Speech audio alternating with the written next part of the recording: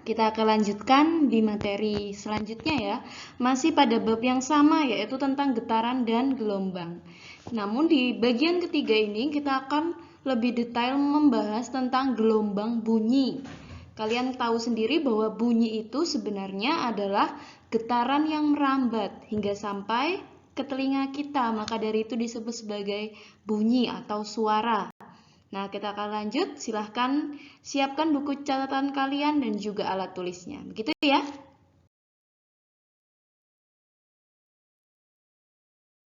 Bunyi itu sebenarnya adalah getaran juga. Bunyi itu adalah getaran. Contohnya seperti apa kok bunyi itu disebut sebagai getaran? Semisal, ketika saya berbicara dengan kamu ini ya, ketika saya berbicara dengan kamu, kemudian kamu di seberang sana sedang menyalakan laptop atau HP dengan volume yang full gitu ya, full volume, otomatis kamu akan merasakan seperti getaran di HP-mu atau getaran di laptopmu. Ya tidak? Ya, betul kan? Nah, contoh lain misalnya ketika kamu berteriak sekarang, 1, 2, 3 teriak. Coba, 1, 2, 3 teriak. Udah? Nah, kemudian sekarang tanganmu kamu letakkan di lehermu. Tangan kananmu, jari-jarinya kamu letakkan di lehermu, kemudian kamu berteriak lagi. 1, 2, 3, teriak. 1, 2, 3, teriak. Sudah?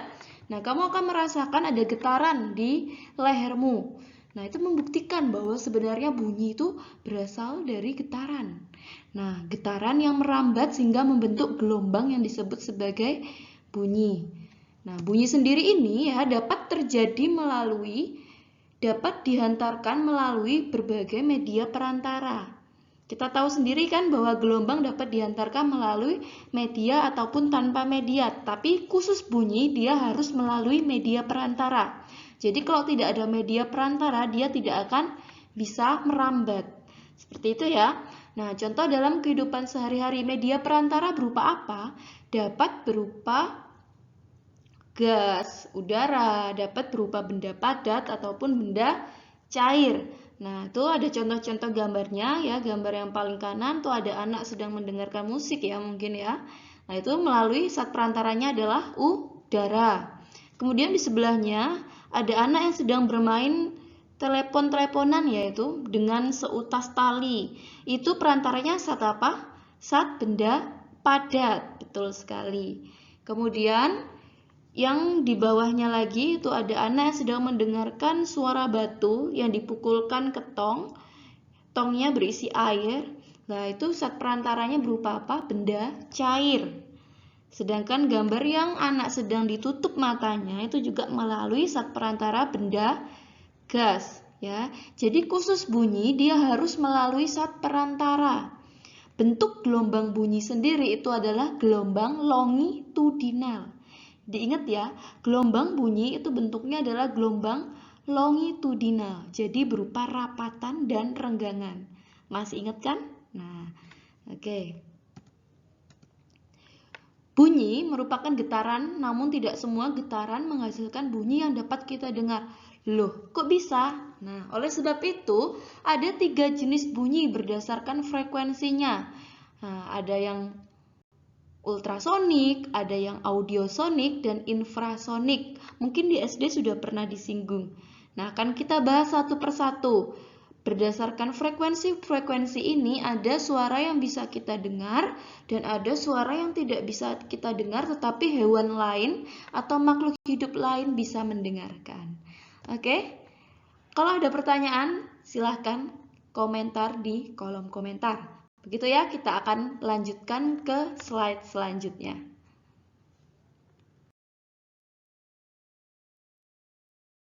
Dapat didengar oleh manusia atau kita sendiri ya. Manusia tuh hanya dapat mendengarkan bunyi dengan frekuensi 20 sampai 20 ribu Hz. Maka ya, ini di sini tidak ada catatan ya. Silakan dicatat sendiri. Maka bunyi ini disebut sebagai bunyi audiosonik dengan frekuensi 20 sampai dengan 20 ribu Hz. Audiosonik, seperti itu ya. Nah, kemudian bagaimana sih kita bisa mendengar? Kenapa sih kok manusia bisa mendengar? Karena kita punya anatomi khusus di telinga kita. Nah, kita lihat gambar di sebelahnya ya. Ini sudah menjadi tugas kemarin kalian menggambar, boleh dilihat juga gambar yang sudah kalian gambar. Nah, bagian-bagian telinga kita itu ada yang namanya daun telinga, ada yang namanya lubang telinga, ya ini lubang telinga, kemudian ada yang namanya liang telinga, kemudian juga ada yang namanya tiga tulang pendengaran yang disebut sebagai martil, landasan, sanggurdi, disingkat jadi malas. Ya, tiga tulang pendengaran apa aja? Martil, landasan, dan sanggurdi. Malas, oke? Nah, kemudian ada tiga saluran setengah lingkaran. Dilihat ya petunjuknya ya. Kemudian ada juga rumah siput, ada gendang telinga, dan ada saluran eustasius. Kemudian juga ada saraf pendengaran. Nah, bagaimana proses kita dapat bisa mendengar? Nah, kita akan bahas di slide selanjutnya. Maka dari itu, jangan kemana-mana dulu, mari kita saksikan slide berikutnya. Baik.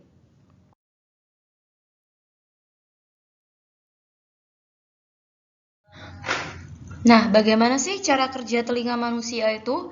Nah, kita akan jelasin ini ya, kita akan bahas satu persatu. Jadi ketika sumber bunyi itu mengeluarkan bunyi ya, maka gelombang-gelombang bunyi itu akan diantar oleh udara-udara di sekitar kita itu menuju ke telinga kita. Ya, di sini daun telinga itu akan menangkap suara. Dia fungsinya seperti corong, jadi dia menangkap suara. Kemudian suara itu akan masuk ke dalam lubang telinga kita, bisa dilihat gambarnya. Masuk ke dalam lubang telinga kita sehingga getaran-getaran bunyi itu, gelombang-gelombang bunyi itu akan menggerakkan atau menggetarkan gendang telinga kita. Ya. Gendang telinga yang bergetar ini kemudian akan menggerakkan juga atau menggetarkan yang namanya tulang-tulang pendengaran. Tulang-tulang pendengaran ada apa saja, masih ingat? Ya, ada 3 tulang pendengaran. Ingat saja kata-kata malas, martil, landasan, dan sanggurdi. Baik. Ketika 3 tulang pendengaran ini bergetar, maka akan menggetarkan pula yang namanya rumah siput. Ya, rumah siput ini di dalamnya terdapat bulu-bulu getar. Bulu-bulu getar ini akan memberikan rangsangan terhadap saraf. Nah, ujung-ujung saraf yang menerima rangsangan, kemudian dia akan mengirimkan sinyal rangsangan ini menuju ke otak kita. Sehingga kita bisa mendengarkan suara. Kita bisa mengenali suara. Kamu bisa mengenali suara saya bisa mengenali suaramu karena terjadi proses pendengaran ini. Begitu ya. Kita akan lanjut ke slide berikutnya. Masih semangat dong? Harus semangat. Oke, next kita lanjut.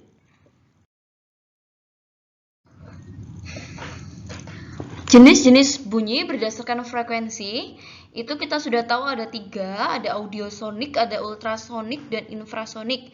Yang sudah kita bahas sebelumnya adalah audiosonik, yang mana suara-suara audiosonik itu dapat didengar oleh manusia, yakni dengan frekuensi 20 sampai dengan 20.000 Hz. Jadi manusia hanya bisa mendengarkan suara audiosonik dengan frekuensi 20 sampai dengan 20.000 Hz. Ya. Namun ada beberapa suara yang punya frekuensi tertentu, yaitu di bawah 20 Hz atau di atas 20.000 Hz, itu tidak dapat didengar oleh manusia dan hanya dapat didengar oleh beberapa makhluk hidup yang memiliki kemampuan menerima frekuensi suara ini. Ya. Sebagai contoh ilustrasinya seperti ini. Ada seorang anak nih, sebut saja si Bunga. Sebut saja si Bunga ya. Si Bunga sedang bermain gitar. Dia bermain gitar elektro ya. Namun ketika dia mencoba gitar itu, loh kok nggak ada suaranya sih? Gitarnya rusak atau gimana sih? Nah, kok nggak ada suaranya? Nah, sebenarnya gitar itu ada suaranya. Hal itu dibuktikan dengan apa? Dibuktikan dengan di sekitar si Bunga ini banyak tikus yang pingsan. Padahal si Bunga tidak mendengar suara apa-apa dari si gitar tersebut. Tapi di sekitarnya tikus-tikus itu pada pingsan. Kok bisa? Karena sebenarnya gitar elektro yang dianggap tidak bersuara itu dia mengeluarkan getaran. Getaran apa? Getaran ultrasonik, yaitu di atas frekuensinya di atas 20.000 Hz. Manusia memang nggak bisa mendengar suara itu, tetapi tikus-tikus yang ada di sekitar si bunga itu dapat mendengar suara ultrasonik. Nah, suara yang terlalu keras bagi mereka ya, bukan bagi si bunga ya, itu sampai membuat si tikus-tikus itu pingsan. Nah, kemampuan-kemampuan ini ya, itu juga dimiliki oleh beberapa hewan dengan kemampuan-kemampuan bisa mendengarkan suara ultrasonik maupun infrasonik. Nah, ini adalah contoh hewan-hewan yang dapat mendengarkan atau menghasilkan suara-suara ultrasonik dan infrasonik. Contohnya yang ultrasonik tadi selain tikus, itu ada juga kelelawar dan ada juga lumba-lumba. Banyak sekali ya, ada burung hantu, kemudian ada paus, ada serangga ngengat, dia dapat menerima suara-suara ultrasonik. Ya. Apa itu suara ultrasonik? Kembali lagi. Suara ultrasonik adalah suara yang memiliki frekuensi di atas 20.000 Hz. Di atas 20.000 Hz. Nah, sebagai contoh lagi, di sini kita ambil contoh saja kelelawar. Tujuannya untuk apa sih kelelawar ini mampu menghasilkan dan menerima suara ultrasonik? Nah, kemampuan yang dimiliki oleh kelelawar ini disebut sebagai kemampuan ekolokasi, yaitu biosonar. Jadi dia punya radar alami. Tujuannya adalah supaya dia mengetahui lokasi si mangsa. Karena si kelelawar berburu di malam hari, yang kita tahu bahwa berburu di malam hari dan di dalam gua itu sangat gelap. Nah, jadi dia punya kemampuan ini untuk mengetahui lokasi mangsanya ada di mana. Si kelelawar ini mengeluarkan suara ultrasonik, kemudian suara-suara tersebut akan mengenai mangsanya, tetapi mangsanya tidak bisa mendengar. Ya, mangsanya tidak bisa mendengar suara ultrasonik, tetapi si kelelawar bisa. Sehingga suara ultrasonik yang kena mangsanya ini dikembalikan lagi ke si kelelawar, sehingga kelelawar tahu, oh, lokasi mangsanya ada di sebelah kanan. Oh, lokasi mangsanya ada di sebelah kiri. Nah, sedangkan mangsanya dia tidak tahu apa-apa bahwa sebenarnya dia sebagai incaran dari kelelawar. Karena dia nggak punya kemampuan ultrasonik itu. Selain itu, kelelawar ini juga memiliki kemampuan ini untuk mengetahui jarak antara dirinya dengan dinding, karena tuh situasinya gelap ya, di dalam gua situasinya gelap, otomatis dan dia harus bergerak cepat untuk menangkap mangsanya. Nah, otomatis dia harus tahu, dia harus belok kapan ada dinding gua, kapan ada batu-batuan gua. Jadi dia harus tahu dengan cara apa? Dengan cara mengeluarkan suara ultrasonik. Jadi ketika suara ultrasonik ini keluar, terus kemudian terpantul oleh dinding-dinding gua, dia tahu bahwa jarak dirinya dengan dinding gua itu seberapa, 3 meter kah, 1 meter kah. Nah, sehingga ketika dia sudah 1 meter, dia siap-siap untuk belok. Kayak gitu. Paham ya untuk yang ultrasonik ya? Oke. Selanjutnya kita ke infrasonik. Hewan-hewan yang memiliki kemampuan infrasonik itu contohnya adalah jangkrik atau anjing pelacak. Ada jangkrik adalah anjing pelacak. Jadi hewan-hewan ini ya, anjing seperti anjing, dia itu akan menggonggong jika mendengar getaran infrasonik. Jadi kita tidak bisa mendengar, tetapi si hewan-hewan ini bisa mendengar. Begitu. Nah, apa itu suara infrasonik? Suara infrasonik adalah suara yang memiliki frekuensi kurang dari 20 Hz. Manusia juga nggak bisa dengar dong. Karena manusia audiosonik ya, ingat ya, manusia audiosonik ya. Manusia hanya punya batas kemampuan mendengarkan frekuensi suara 20 Hz sampai dengan 20.000 Hz. Begitu ya, kita akan lanjut ke slide berikutnya.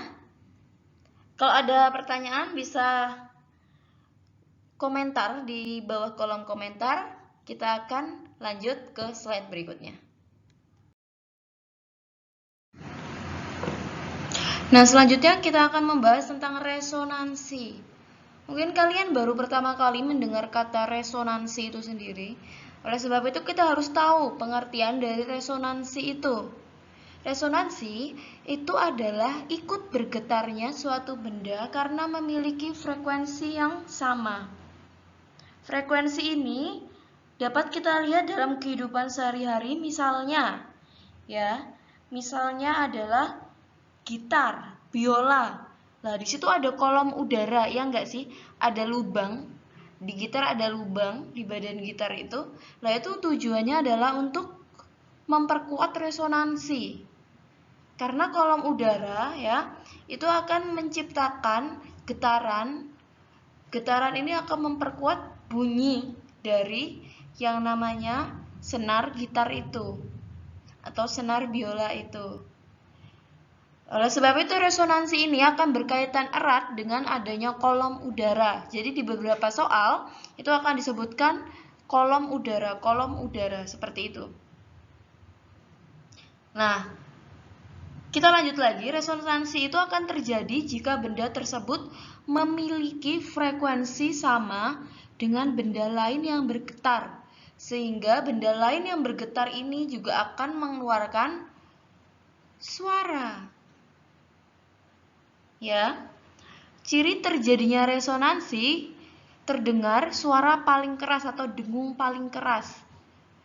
Nah, di sini sudah ada contohnya, yaitu adalah kolom udara pada gitar, biola, kemudian ada gendang dan sebagainya. Oleh sebab itu, rumus resonansi itu berlaku seperti pada gambar di samping ya. Kita lihat kotak kecil warna biru di bawah.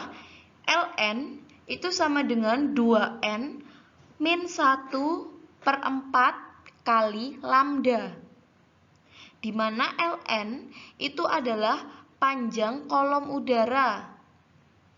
Kemudian N itu adalah resonansi keberapa. Sedangkan lambda itu adalah, sudah kita tahu, panjang gelombang.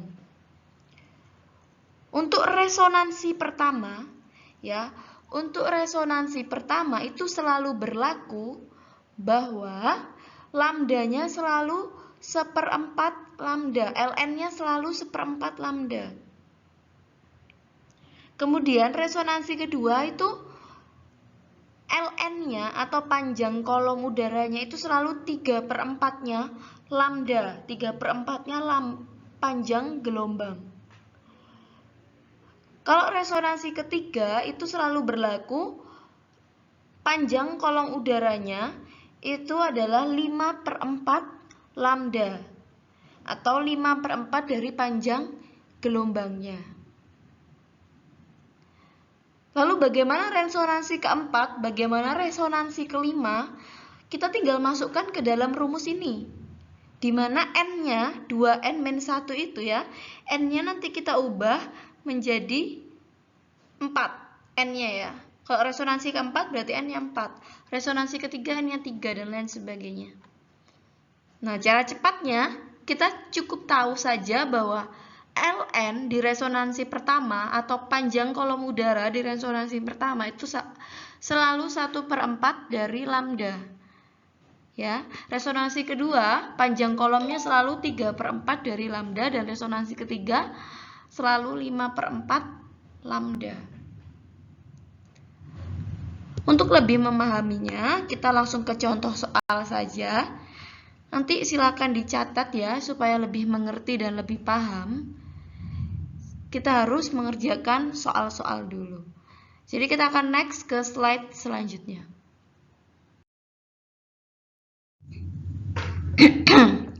Nah, contoh soal pertama ini masih berkaitan dengan resonansi ya. Soal-soal resonansi itu seperti ini soalnya. Sebuah kolom udara. Nah, kata kolom udara ini sudah otomatis dia resonansi, ya. Kata kuncinya di situ. Memiliki panjang gelombang 40 meter. Berapakah panjang kolom pada resonansi kedua? Diketahui bahwa lambda atau panjang gelombangnya adalah 40 meter. Berapakah resonansi kedua? Sehingga N-nya adalah 2. Ditanya adalah Ln atau panjang kolom. Nah, seperti ini ya. Kalau itu resonansi kedua, otomatis berlaku Ln atau L2 di sini, di gambar ini itu sama dengan 3/4 dari lambda. Sebenarnya kita bisa langsung mengetahui jawabannya, tetapi kita pakai cara manual dulu supaya lebih paham. Memang seharusnya aturannya Ln itu selalu 3/4 lambda kalau itu kolom kedua. Tapi kita pakai rumus saja. Jadi Ln sama dengan 2N min 1/4 lambda. Itu rumusnya ya. Kemudian Ln kita taruh lagi di bawahnya.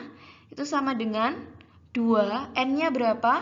Coba dilihat resonansi kedua, maka N-nya adalah 2. 2 kali 2 min 1/4 kali lambda. Lambdanya berapa? Lambdanya 40. Kemudian Ln sama dengan 2 kali 2 hasilnya 4. Ln sama dengan 4 min 1/4 dikali 40. Sehingga Ln sama dengan 3/4 kali 40. Hasilnya panjang kolom tersebut adalah 30 meter atau Ln sama dengan 30 meter. Seperti itu. Silahkan boleh dicatat dulu dan dipahami dulu, baru lanjut ke slide berikutnya. Di stop dulu video ini supaya lebih paham, ya.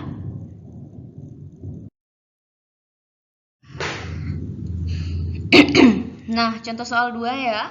Masih resonansi. Contoh soalnya seperti ini.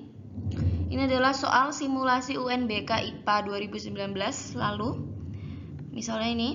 Sekelompok siswa melakukan percobaan resonansi udara dengan garpu tala pada tabung organa tertutup seperti pada gambar dengan menambahkan air sedikit demi sedikit ke dalam tabung. Nah, gambarnya ini ya. Pada saat air berada pada ketinggian seperti pada gambar, lah itu airnya berada pada ketinggian 30 cm ya, dilihat ya. Nah, terdengar bunyi paling keras. Artinya di situ terjadi resonansi pertama akibat adanya bunyi garpu tala. Panjang gelombang bunyi garpu tala di udara adalah berapa sentimeter? Kita lihat di situ. Ini satuannya tidak perlu kita ubah jadi meter ya, karena di sini tidak ada kecepatan, tidak ada aturan yang lain ya, karena ini khusus untuk resonansi rumusnya. Nah, jadi satuannya mengikuti soal saja. Kita lihat di situ tinggi airnya adalah 30 cm. Tinggi tabungnya adalah 80 cm. Sehingga tinggi kolom udaranya yang tidak terisi air adalah berapa? Ya, betul, ada 50 cm. Kok bisa 50 cm? Jadi silakan dikurangi tinggi tabung atau tinggi organo itu ya, tabung organo dikurangi dengan air yang mengisi tabung tersebut. Jadi yang kita perhatikan adalah kolom udaranya, sehingga kolom udaranya adalah 50 cm. Itu salah ketik ya, itu ya. Kemudian karena itu terdengar bunyi dengung paling keras di ketinggian itu, sehingga resonansinya terjadi adalah resonansi pertama, sehingga N-nya adalah 1. Yang ditanyai sekarang adalah panjang gelombang atau lambda. Nah, tinggal dijawab saja. Masukkan rumusnya. Ya. Resonansi pertama sebenarnya kita sudah tahu kalau resonansi pertama selalu 1/4 lambda, tetapi kita masukkan secara manual aja ya. Oke. Ln sama dengan 2N min 1/4 dikali lambda. Ln-nya kita tahu bahwa panjang kolom udaranya tadi sudah dihitung ya, 80 cm dikurangi 30 cm, sehingga Ln-nya adalah 50 cm. Kita masukkan di situ. sama dengan 2 kali 1 dikurangi 1/4 dikali lambda. Lambdanya itu belum kita isi karena lambdanya adalah yang ditanyakan. Nah, tinggal dihitung lagi. Di baris nomor 3 itu dilihat 50 cm sama dengan 2-1/4 dikali lambda. Baris keempat, 50 cm sama dengan 1/4 lambda. Nah, sebenarnya kita tidak perlu menghitung dari baris ke-1 baris sampai dengan baris ketiga karena memang aturannya resonansi pertama selalu 1/4 lambda. Ya.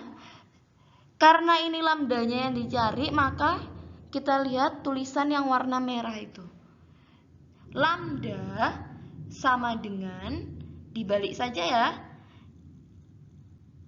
Lambdanya pindah ke depan ya. 1/4-nya pindah ke depan jadi 4/1.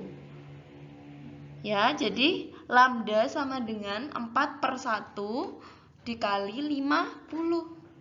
Hasilnya panjang gelombang atau lambdanya adalah 200 cm.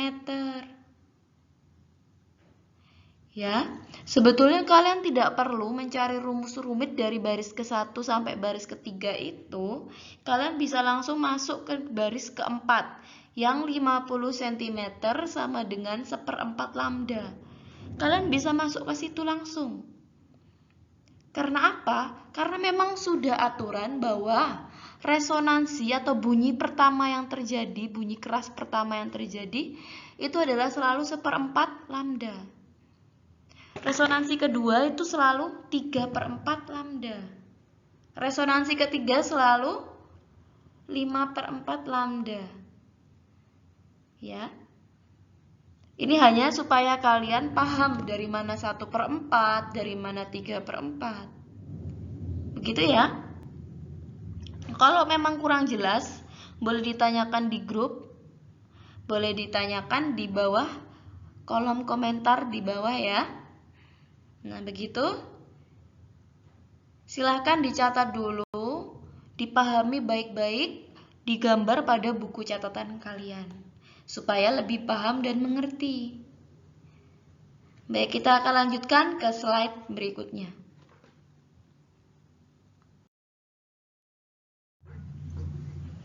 Nah, selanjutnya tentang efek Doppler. Ya.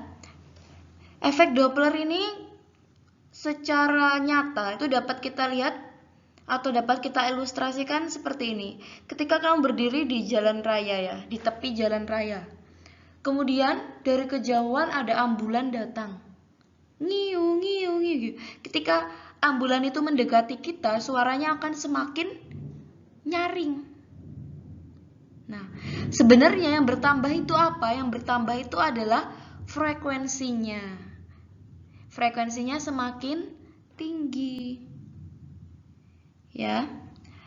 Bertambahnya frekuensi dari sumber bunyi yang bergerak mendekati pendengar ini karena sumber bunyi yang berjalan memberikan tambahan getaran bunyi.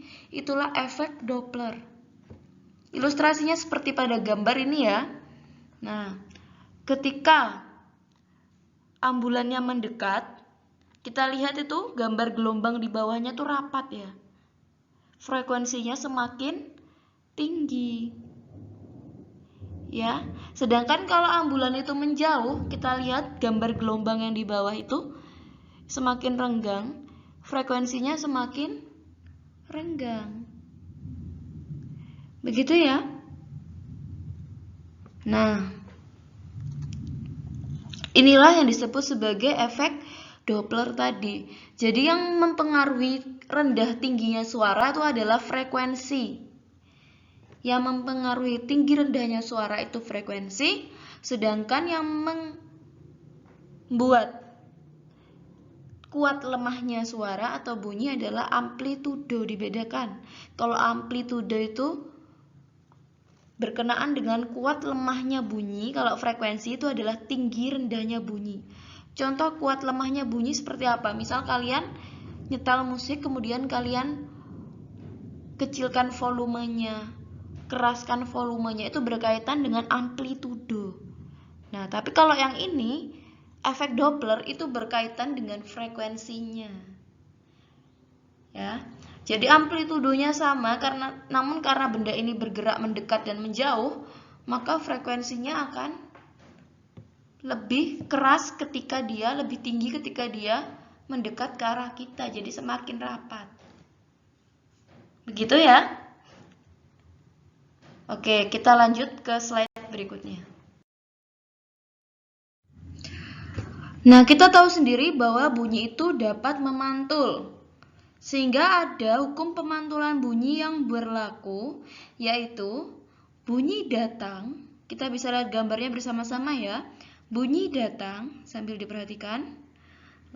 Bunyi pantul dan garis normal itu terletak pada satu bidang datar, di mana memiliki satu titik temu. Ya.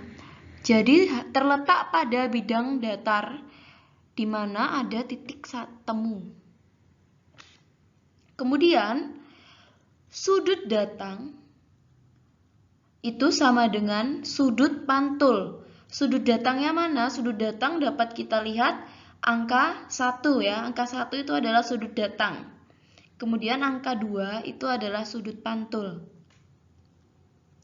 Begitu ya? Nah, sehingga dari hukum pemantulan bunyi yang berlaku ini kita dapat ketahui bahwa dinding yang dapat memantulkan bunyi itu adalah dinding yang memiliki permukaan yang rata dan keras. Kalau dindingnya tidak rata, tidak keras, dia akan sulit untuk memantulkan bunyi atau suara. Sebaliknya, dinding yang permukaannya lunak atau tidak rata akan meredam bunyi yang datang. Maka dari itu, ya, sifat hukum pemantulan bunyi ini sendiri itu dimanfaatkan dalam hidup sehari-hari. Misalnya ketika kita berada di gedung bioskop atau di ruang musik, itu akan ada lapisan dindingnya akan dilapisi oleh karpet. Tujuannya untuk apa? Untuk meredam bunyi, supaya tidak memantul, supaya suara asli terdengar. Jadi diredam bunyinya, diredam pantulan bunyinya itu dengan lapisan karpet yang ada di dinding ruang musik. Ya, itu peredam suara ya. Begitu. Kita akan lanjut ke slide berikutnya. Tetap diperhatikan. Terima kasih.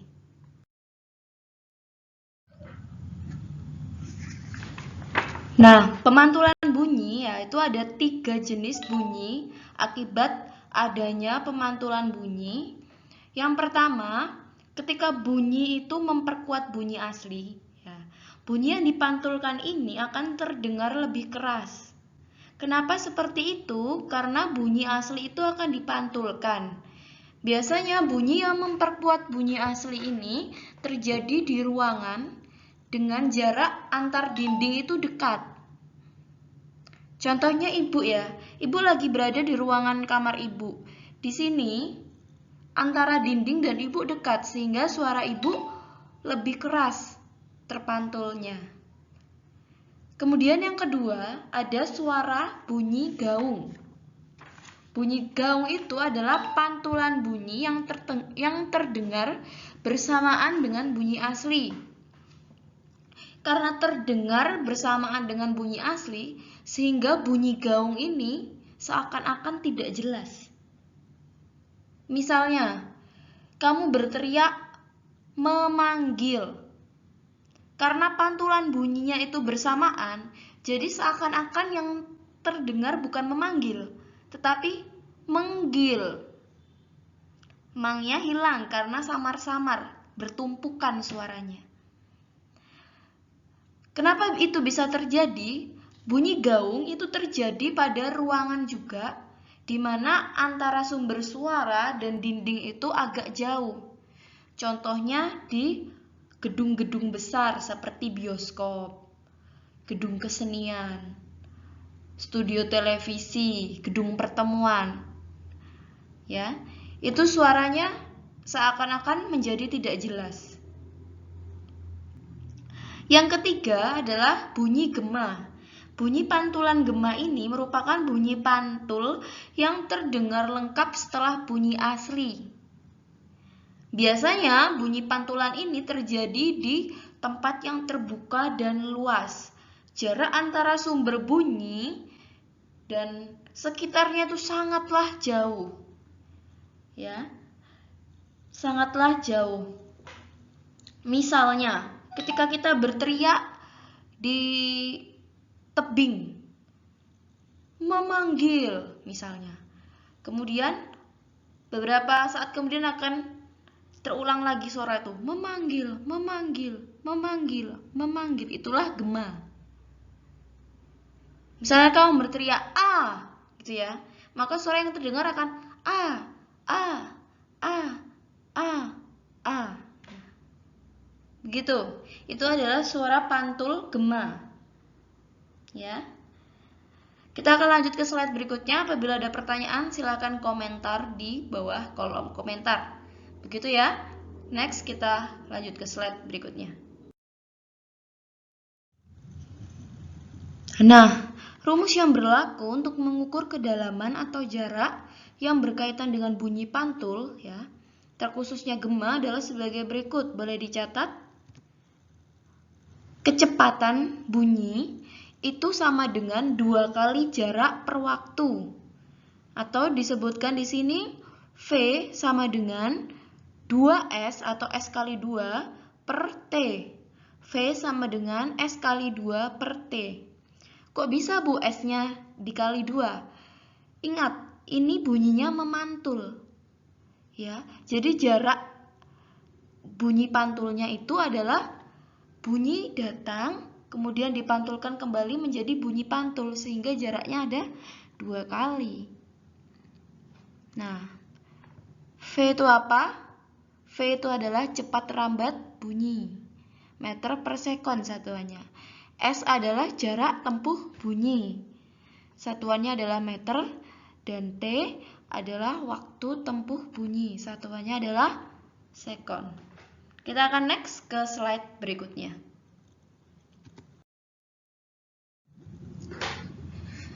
Contoh soal tentang pemantulan bunyi. Misalnya ya, sebuah kapal sedang mengukur kedalaman laut seperti pada gambar.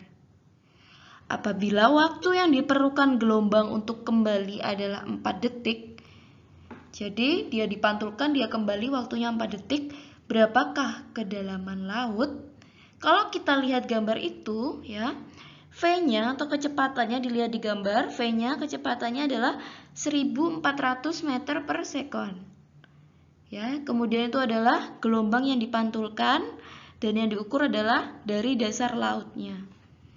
Kita tulis dulu diketahuinya apa? Diketahuinya adalah waktunya. Waktunya adalah T sama dengan 4 detik. Kemudian kecepatannya kita tahu dari gambar adalah 1400 meter per sekon. Yang ditanya adalah kedalaman air laut atau jarak laut, dari dasar laut ke permukaan laut. Nah, kita jawab. Masukkan saja rumusnya. Yang pertama yang kita masukkan adalah rumus V sama dengan S kali 2 per T. Diingat ya, karena ini pemantulan, maka S-nya di situ dikali 2. Nah, berhubung di dalam soal ini yang ditanya adalah S-nya, maka kita harus bolak-balikkan si rumus itu, sehingga S-nya ditaruh di depan. S-nya ditaruh di depan, kemudian S sama dengan V kali T per 2. Ya, S sama dengan V kali T per 2. Jadi rumus yang kita pakai adalah yang bawahnya itu, yang sudah kita ubah, karena yang dicari adalah jaraknya. Nah, tinggal kita masukkan saja ya. S sama dengan V-nya berapa? V-nya 1400 dikali waktu 4 detik per 2. Jadi 2 harus selalu ada di situ. Kemudian kita hitung, kita sederhanakan. 1400 kali 2 berapa? 1400 kali 2 jadinya 2800 meter ya. Karena 4 sama 2 itu bisa dicoret. Ya. Baik. Jadi kedalaman laut adalah 2800 meter. Seperti itu. Baik. Nah, manfaat pemantulan bunyi di dalam kehidupan sehari-hari itu dapat kita jumpai di berbagai alat dan teknologi masa kini ya. Salah satu contohnya adalah alat yang disebut sebagai sonar. Sonar ini adalah singkatan dari Sound Navigation and Ranging. Jadi dia adalah sebuah alat pendeteksi berdasarkan pemantulan gelombang suara di dalam air, sehingga dapat menghitung kedalaman air laut. Oke, kedalaman laut dapat dihitung dengan menggunakan alat ini. Jadi alat ini dipasang di sebuah kapal, kemudian alat ini akan memancarkan gelombang-gelombang, ya, gelombang-gelombang ultrasonik yang artinya gelombang yang frekuensinya lebih dari 20.000 Hz. Dipantulkan ke dalam lautan, kemudian ketika dia sudah sampai ke dalam dasar laut, nah, akan dipantulkan kembali ke atas sehingga akan ditangkap oleh sonar itu sehingga kita bisa tahu kedalaman laut itu berapa. Nah, ada pula alat-alat lain yang memanfaatkan pemantulan bunyi ini. Kita akan next ke slide berikutnya. Nah, manfaat lain pemantulan bunyi ini itu dimanfaatkan juga pada teknologi USG ya, USG atau ultrasonografi yang biasanya digunakan untuk melihat struktur internal tubuh. Misalnya untuk melihat janin ya, ibu hamil di USG ya, bisa lihat janin di dalam perut ibu, kemudian bisa lihat organ-organ bagian dalam. Nah, itu adalah manfaat dari pemantulan bunyi. Jadi sebenarnya di alat itu dikirimkan getaran-getaran ultrasonik ke dalam bagian perut sehingga bisa terdeteksi yang namanya dedek bayi yang ada di dalam perut ibu. Seperti itu ya. Kita lanjutkan. Nah, manfaat pemantulan bunyi yang lain seperti misalnya pembersih ultrasonik. Nah, alat-alat pembersih ini itu juga memanfaatkan gelombang ultrasonik. Jadi air ya, ada alat penampungannya, diberi air, diberi deterjen, kemudian membersihkan mesin ya, mesin-mesin seperti jam atau bagian-bagian yang tidak bisa terjangkau oleh sikat. Nah, ketika dimasukkan di dalam mesin pembersih ini, maka gelombang-gelombang tersebut akan menghantarkan partikel-partikel air dan deterjen ini ke dalam sela-sela dari alat yang sedang dibersihkan. Jadi bisa terlihat kinclong. Karena sela-sela yang kecil yang tidak bisa dibersihkan dengan sikat itu bisa dibersihkan dengan alat pembersih ultrasonik. Nah, kemudian yang kedua adalah terapi ultrasonik ya. Terapi ultrasonik ini dimanfaatkan di bidang kecantikan, misalnya kesehatan dan kecantikan. Jadi bisa mengurangi keriput-keriput di wajah gitu ya. Nah, ada alat khususnya. Kemudian bisa juga menghancurkan batu ginjal. Kayak gitu juga menggunakan terapi ultrasonik. Kemudian ada juga pengujian ultrasonik. Pengujian ultrasonik ini digunakan untuk mendeteksi kebocoran pada suatu pipa. Jadi ketika ada pipa yang bocor, otomatis di bagian yang bocor itu besinya atau bahan pembuat pipa itu akan cenderung lebih tipis permukaannya daripada di sekitar di pipa-pipa lain yang tidak mengalami kebocoran. Nah, gelombang ultrasonik ini dia akan mendeteksi frekuensi dari si pipa tersebut. Jadi pipa yang tipis sama pipa yang tebal itu mempunyai frekuensi yang berbeda. Jadi ketika terdeteksi, wah di sini sebelah sini tipis nih, pipanya tipis nih, wah otomatis di sini bisa saja terjadi kebocoran. Nah, begitu ya. Nah, itu tadi manfaat-manfaat pemantulan bunyi. Kita lanjut ke slide berikut. Nah, sekarang kita sudah selesai membahas di materi getaran dan gelombang. Ibu ucapkan selamat pada kalian semua karena kalian berhasil menyelesaikan kelas online ini dengan baik. Selanjutnya kita akan mengerjakan tugas-tugas untuk melatih kemampuan kalian. Sebelum nanti kita akan mengerjakan tugas sesungguhnya ya. Jadi kita akan mengerjakan latihan-latihan dulu, kemudian Ibu akan memberikan tugas sesungguhnya yang akan dikumpulkan. Begitu ya, sudah siap? Silakan mendengarkan instruksi selanjutnya di grup WhatsApp. Terima kasih dan sampai jumpa.